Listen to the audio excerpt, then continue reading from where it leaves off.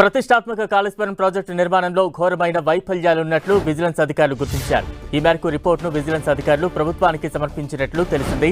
ఈ నివేదిక ప్రకారం 16 నుంచి 21 వరకు పియర్స్ డ్యామేజ్ అయ్యాయి. రాఫ్ట్ సపోర్ట్ కొట్టుకుపోవడం వల్ల డ్యామేజ్ అయిందని, ఏజెన్సీ అత్యంత నిర్లక్ష్యం వల్లే ప్రమాదం జరిగినట్లు విజిలెన్స్ రిపోర్టులో పేర్కొన్నారు.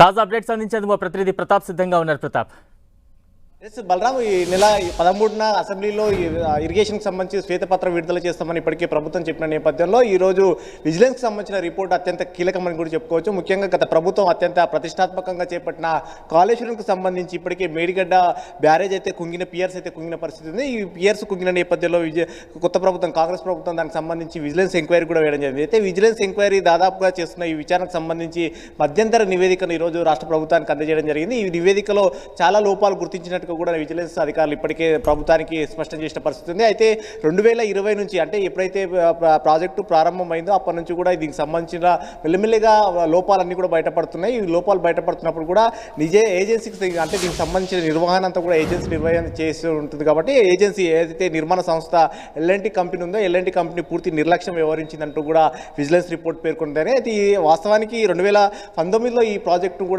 ప్రాజెక్టును అంటే మేడిగడ్డ దగ్గర సీఎం కేసీఆర్ లాంఛనంగా, అప్పుడు సీఎం కేసీఆర్ దీన్ని లాంఛనంగా ప్రారంభించారు. అయితే 2019లో లాంఛనంగా ప్రారంభించిన తర్వాత నెక్స్ట్ ఇయర్ కంటే 2020లో వచ్చిన వరదపటి నుంచి కూడా దీని లోపాలన్నీ వరుసగా బయటపడుతూ వచ్చాయని కూడా నివేదికలో పేర్కొన్నారు. అయితే ముఖ్యంగా ఈ లోపాలకు సంబంధించి కూడా అధికారులు కూడా చాలా వత్తాసు పలికారు. అధికారులు కూడా పూర్తిగా ఏజెన్సీకి, అంటే ఏదైతే నిర్మాణ సంస్థ ఎల్ఎన్టీకి పూర్తిగా అనుకూలంగా వ్యవహరించారంటూ కూడా నివేదికలో చాలా స్పష్టంగా అందులో పేర్కొనడం జరిగింది. ప్రధానంగా 2020 నుంచి జరుగుతున్న ఈ లోపాలకు సంబంధించి కూడా అధికారులు ఎక్కడ కూడా దీన్ని పెద్దగా లోపభూయిష్టంగా దాన్ని దాచిపెట్టడం జరిగిందంటూ కూడా అందులో పేర్కొనడం జరిగింది. ముఖ్యంగా ఏవైతే, అంటే వాస్తవానికి 2019లో దీన్ని లాంచ్ చేసినప్పటికీ ఆ తర్వాత చాలా పనులు పెండింగ్లో ఉన్నాయి. ఆ పెండింగ్లో పనులు ఉన్నప్పటికీ కూడా ప్రాజెక్టును లాంచింగ్ చేశారు. కాబట్టి డిఫెక్టివ్ లయబిలిటీ, అంటే ప్రాజెక్టు ఏవైతే నిర్మాణం చేపట్టిందో నిర్మాణ సంస్థ, దానికి సంబంధించి 2 years వరకు దాని వారంటీ, ఏదైతే మనం వారంటీగా చూస్తామో దానికి సంబంధించి 2 years వరకు ఏ చిన్న డ్యామేజ్ జరిగినా కూడా దానికి డిఫెక్ట్ లయబిలిటీ ఉంటుంది. కాబట్టి ఖచ్చితంగా ఆ ప్రాజెక్టుకు సంబంధించి పూర్తిగా నిర్మాణ సంస్థదే బాధ్యత ఉంటుంది.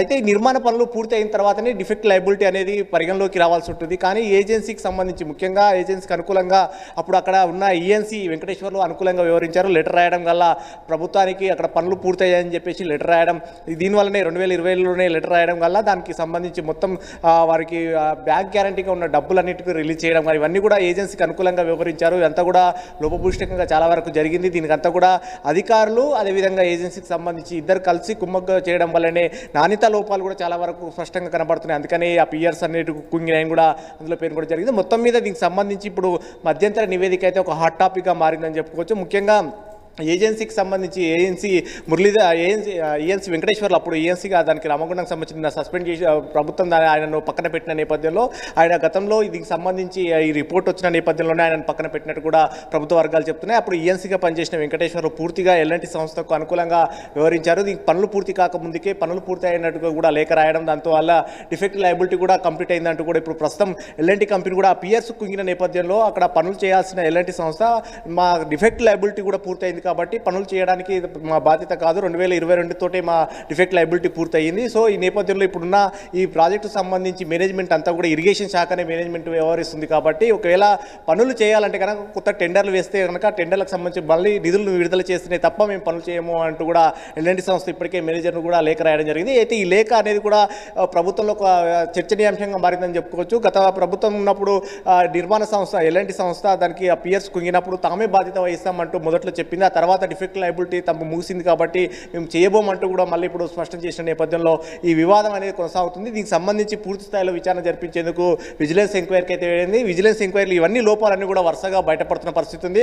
సో ఈ నెల 13న అసెంబ్లీలో దీనికి సంబంధించి శ్వేతపత్రం కూడా విడుదల చేస్తున్నారు. కాబట్టి శ్వేతపత్రం విడుదల చేసే కంటే ముందే ఈ విజిలెన్స్ సంబంధించిన రిపోర్ట్ బయటపడడం అనేది చాలా సంచలనంగా మారిందని చెప్పుకోవచ్చు. దీన్ని ఆధారంగా చేసుకుని నిన్న వడివడిగా చర్యలు కూడా తీసుకోవడం జరిగింది. ఆ విజిలెన్స్ రిపోర్టు ప్రభుత్వానికి ప్రభుత్వానికి అందడం వల్లనే ఈఎన్సీ లోపాలు చాలా స్పష్టంగా బయటపడ్డాయి. ముఖ్యంగా కాళేశ్వరం సంబంధించి రామగుండం ఈఎన్సీగా పనిచేస్తున్న వెంకటేశ్వర్లో లోపాలు చాలా స్పష్టంగా బయటపడ్డ నేపథ్యంలో ఆయనను సర్వీస్ నుంచి తప్పుకోవాలని కూడా ఆదేశాలు ఇస్తూ కూడా జీవో జారీ చేయడం జరిగింది. సో మొత్తం మీద ఇప్పుడున్న సిచ్యువేషన్కి సంబంధించి ఇరిగేషన్కి సంబంధించిన ప్రాజెక్ట్ సంబంధించి బేడిగడ్డకు సంబంధించి ఇప్పటికే మంత్రులు అధికార పక్షం నుంచి పెద్ద ఎత్తున విమర్శలు కూడా చేస్తున్న పరిస్థితి ఉంది. మరోవైపు ఇరిగేషన్ శాఖ మంత్రిగా ఉన్న ఉత్తమ్ కుమార్ రెడ్డి వరుసగా దీనికి సంబంధించి కూడా ఆ మేడిగడ్డ పూర్తిగా పనికి రాకుండా మారింది కాబట్టి అక్కడ పియర్స్ ఏవైతే 3 పియర్స్ కుంగాయో ఆ పియర్స్ను కూడా పూర్తిగా తొలగించాల్సి ఉంటుంది. తొలగించాల్సిన సందర్భంలో తీసుకోవాల్సిన జాగ్రత్తలు అనేది చాలా ఇంపార్టెన్స్. ముఖ్యంగా రాక్ డ్యామ్ అంతే మొత్తం ఆడ డ్యామ్ నిర్మించాల్సిన ముందుగా చేయాల్సిన అంటే వరదను డైవర్షన్ చేయడానికి కూడా చేయాల్సిన పనులు ఉంటున్నాయి. ఇవన్నీ కూడా పెద్ద ఖర్చుతో కూడుకున్న అంశానికి సంబంధించి